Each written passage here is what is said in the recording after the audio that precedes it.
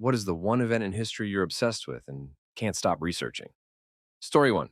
So, there's this wild story about the Kamar Dabin incident. A squad of hikers suddenly starts bleeding from their eyes, freaking out and clawing at their throats. Then they just lose it and drop dead. Only one person managed to survive, and people have all kinds of theories. Some say it was made up or super exaggerated, while others think they stumbled upon a military spot testing nerve gas. It's like something straight out of 28 Days Later, but for real. Story 2. Joan of Arc, and honestly, all those young saint girls from the medieval times who said they were chatting with God. But Joan's story? It's unreal, and we've got tons of info because a lot of the records stuck around. This amazing 17-year-old peasant girl went to meet Charles VII, the Dauphin of France, to tell him that God sent her. Now, that sounds like a huge deal, but back then, plenty of girls claimed they were hearing from God.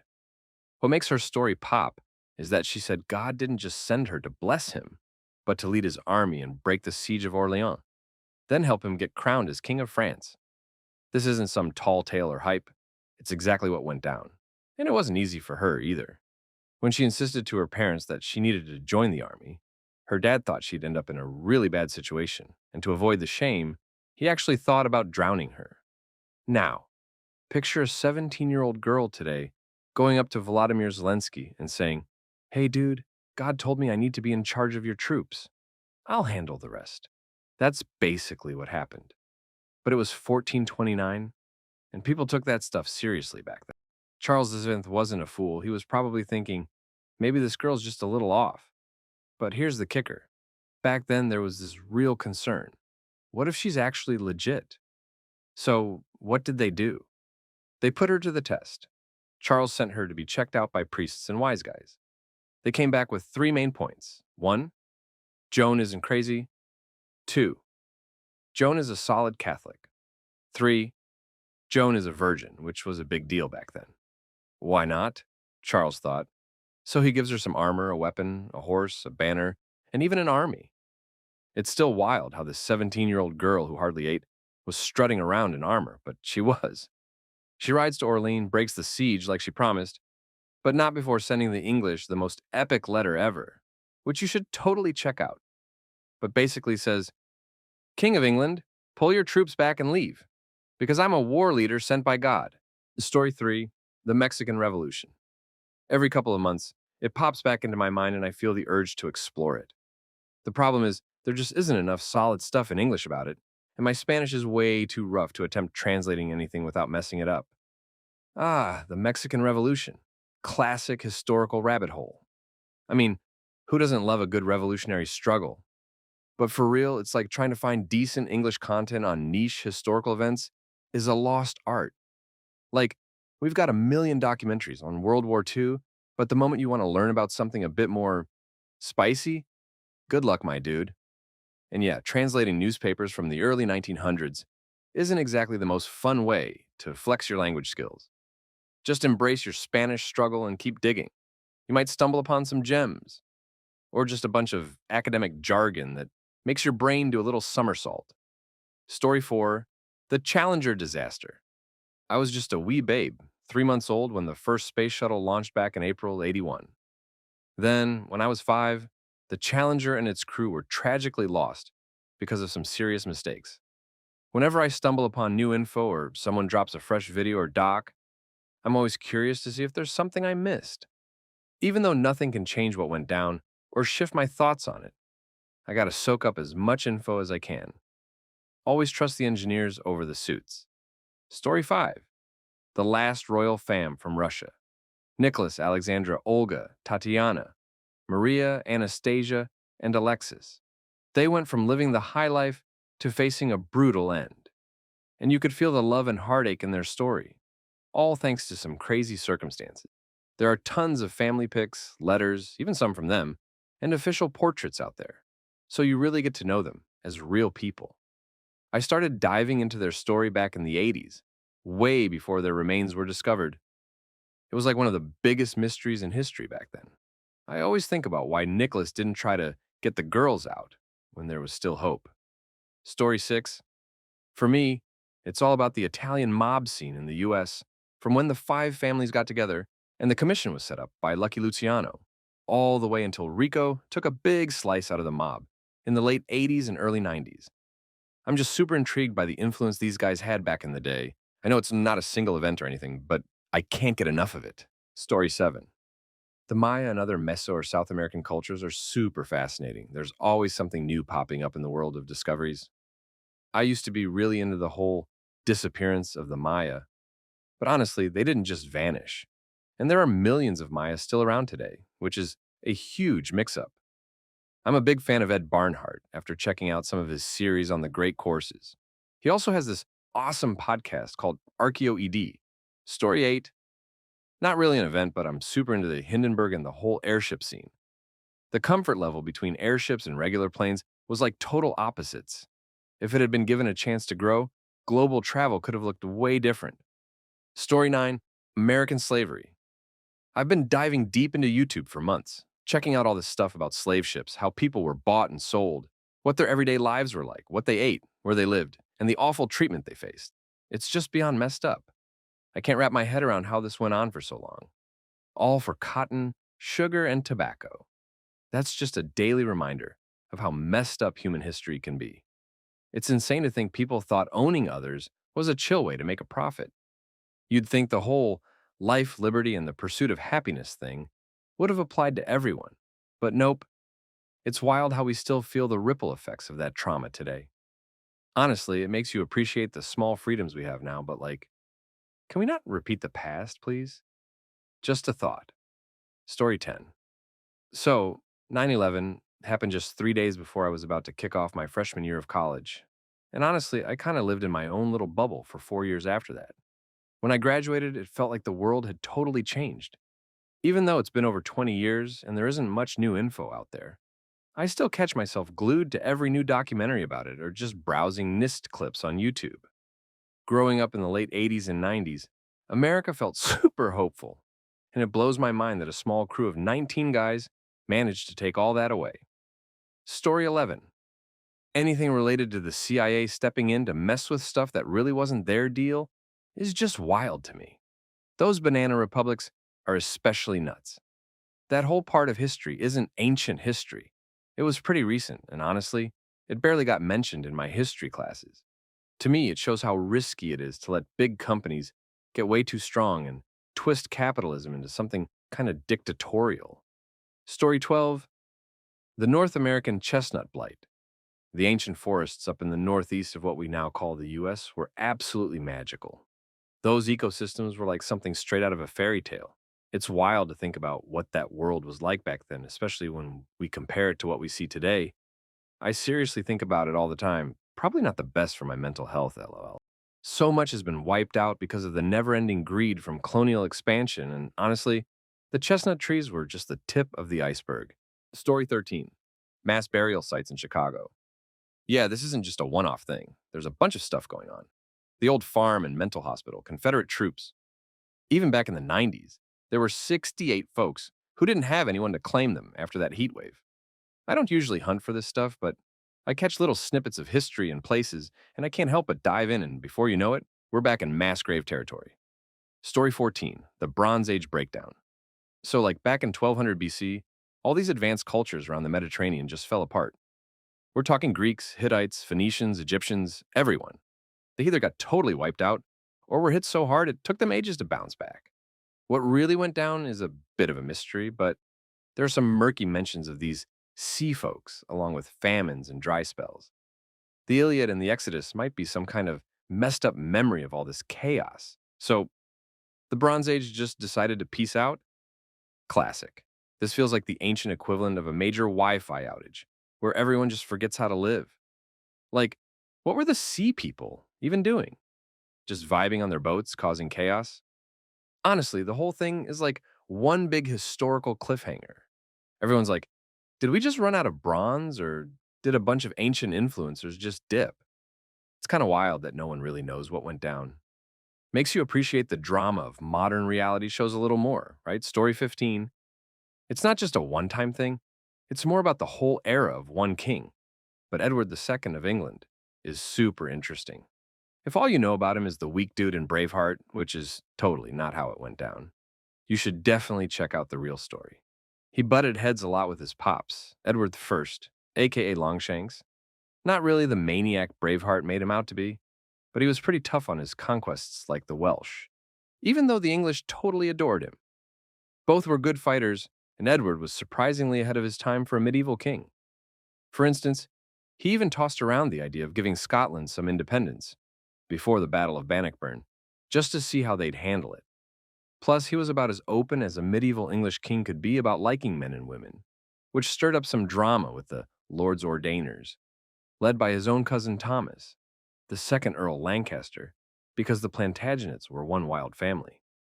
Edward, Queen Isabella, and Piers Gaveston, the guy who was shown in Braveheart as the one Longshanks tossed out a window, definitely didn't happen. Seemed to have this cool little polyamorous thing going on until the Lords Ordainers messed it all up, causing a split since some were super against the idea of executing Gaveston over made-up charges. This opened the door for Hugh Despenser the Younger to become the new favorite, and honestly, I think he's who George R. Martin based Littlefinger on. He got a lot of inspiration from the Accursed King series, which ends with Edward II's issues spilling over into France. Hugh pushed Queen Isabella aside, which kicked off a brutal civil war. And who ends up coming out on top? The little bro of the Chief Lord Ordainer's brother, who managed to keep it low-key until he couldn't avoid the London drama anymore. And he had a condition, torticollis, in the Middle Ages. Honestly, it's a total shame this hasn't been made into a movie or show yet. Story 16, Canny. The amount of time and effort it took to take out 50,000 dudes in just one day, like one at a time, without any bombs, bullets, or arrows, is just wild. The sheer calories burned, the total satisfaction Hannibal must have felt, plus the panic and chaos in Rome when the news hit. Imagine 8 hours of nonstop action. The soldiers probably had to take breaks for water, stepping away from the front line to hydrate and chill for a sec, then jumping back in to keep on stabbing, slashing, and swinging. Just thinking about the cost and resources for over 30,000 Roman breastplates, swords, gear, and helmets is mind-blowing. We're talking hundreds of millions of dollars down the drain, with an entire city's fighting force wiped out. They even held a full day of mourning, since literally everyone in the city felt the impact in some way. And somehow, Rome still managed to pull through. Story 17. The Showdown at Blair Mountain, West Virginia. It's the biggest labor revolt in U.S. history, and the first of 2 times the country actually bombed its own folks. There are some awesome documentaries about it, and I definitely suggest looking into it more. This is just a casual reminder that history can be super dark, huh? Like, who needs horror movies when you've got real-life events where the government drops bombs on its own people? I get that documentaries are supposed to be enlightening, but sometimes they just give me existential dread. It's wild to think about the lengths people went to for basic rights back then. Definitely adding this to my things I didn't expect to learn in college list, right next to why is my dorm so hot? And do I really need to know my major? Story 18. The Donner Party. I got super into reading about it last year, and it's just so tough to stomach. There's one lady I think about a lot who ended up looking after a bunch of the kids. She was blind and kind of losing it towards the end, but she managed to keep those kiddos alive. Mrs. Murphy was super sweet to the little ones, and we remember her with a lot of love. I always thought that the last relief crew took Frances, Georgia, and Eliza Donner, along with Simon Murphy from their cabin. As we were getting ready to leave, Mrs. Murphy walked over to her bed, laid down, and turned her face to the wall. One of the guys gave her some dried meat. It looked like she realized we were leaving her, like her job was done. Story 19. This question totally reminds me of a Midwife's Tale.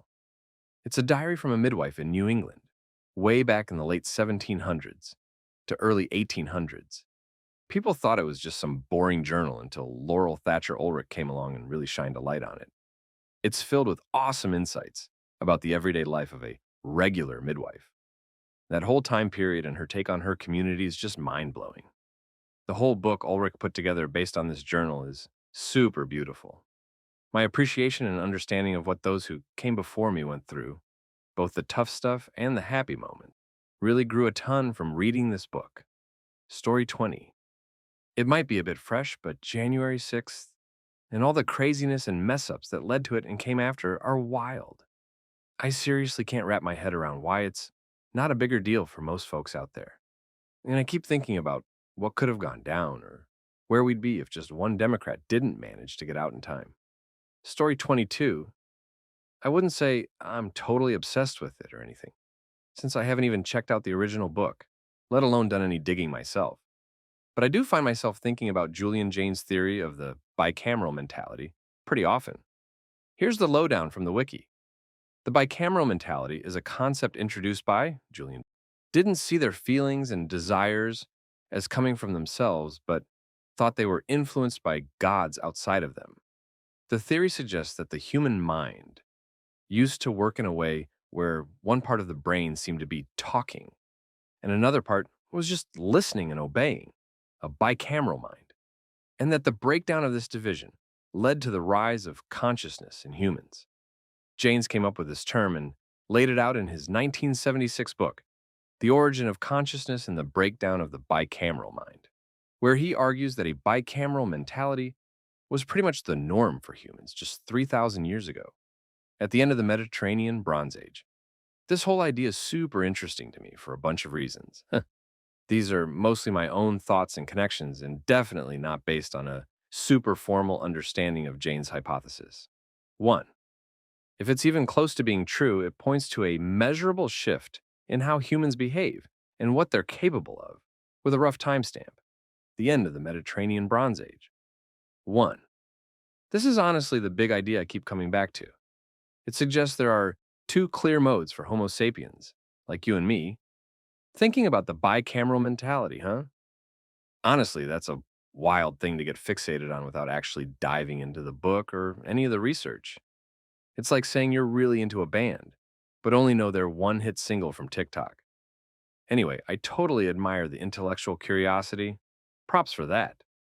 Just remember, all that brain power might not be necessary when you're trying to survive finals week and figure out whether coffee or energy drinks will win the battle for your soul. I guess we all have our little obsessions, though. Keep vibing in the deep end of the pool, I guess. Story 23. If we're talking about stuff before recorded history, there was this epic mass extinction, way crazier than that asteroid that wiped out the dinosaurs. It wiped out like 90% of all species. But guess what? After that, this early mammal called Lystrosaurus totally dominated the planet. So much so that for a couple million years, 95% of all land vertebrates were just Lystrosaurus. Story 24. Lately, I've been really into Teddy Roosevelt, especially this wild trip he took back in 1913 to 1914 to explore a fresh river they just found in the Amazon. Things got super crazy, and Teddy almost kicked the bucket. You should definitely check out an awesome book by Candace Millard called The River of Doubt.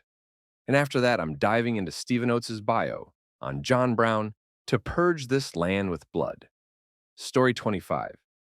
So, I did a little digging into the history of snowmen after I found out that the first mention of them goes all the way back to 1380.